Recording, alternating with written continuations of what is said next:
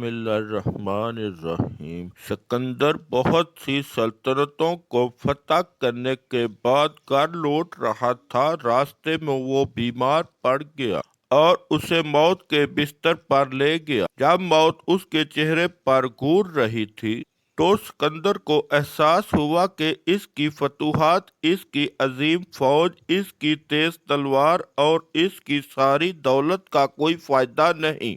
اب وہ اپنی ماں کا چہرہ دیکھنے اور اسے آخری الوداع کہنے کے لیے گھر پہنچنے کے لیے ترس رہا تھا، لیکن اس نے بھی اس حقیقت کو قبول کر لیا تھا کہ اس کی ڈوبتی ہوئی صحت اسے اپنے دور دراز وطن تک پہنچانے کی اجازت نہیں دے گی، لہذا طاقتور فاتح بے بسی سے اپنی آخری سانسیں لینے کا انتظار کر رہا تھا۔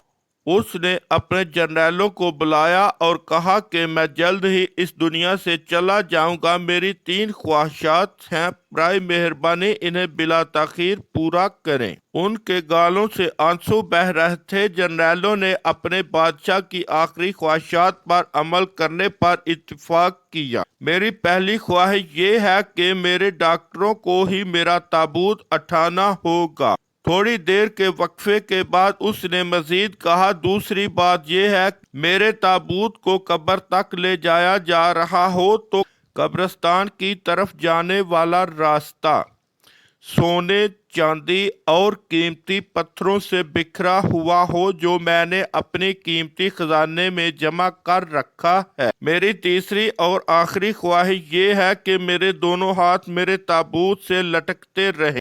وہاں جمع ہونے والے لوگ بادشاہ کی عجیب و غریب خواہشات پر حیران رہ گئے، لیکن کسی نے بھی اس سوال کو اپنے ہونٹوں پر لانے کی ہمت نہیں کی۔ الیگزینڈر کے پسندیدہ جنرل نے اس کے ہاتھ کو بوسہ دیا اور اسے اپنے دل پر بادشاہ، ہم تجھے یقین دلاتے ہیں کہ تمہاری تمام خواہشیں پوری ہوں گی، لیکن ہمیں بتائیں کہ آپ اتنی عجیب خواہشات کیوں کر رہے ہیں۔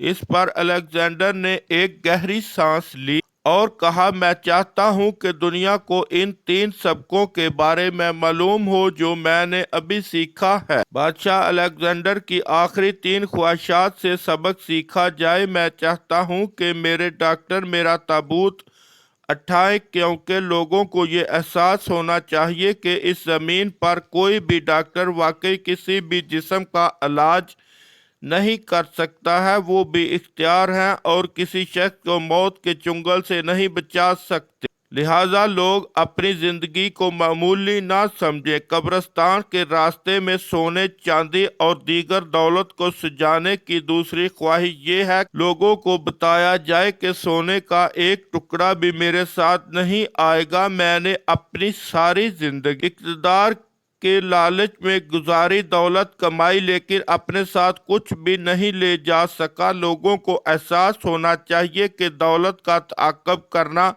سراسر وقت کا ضیاع ہے۔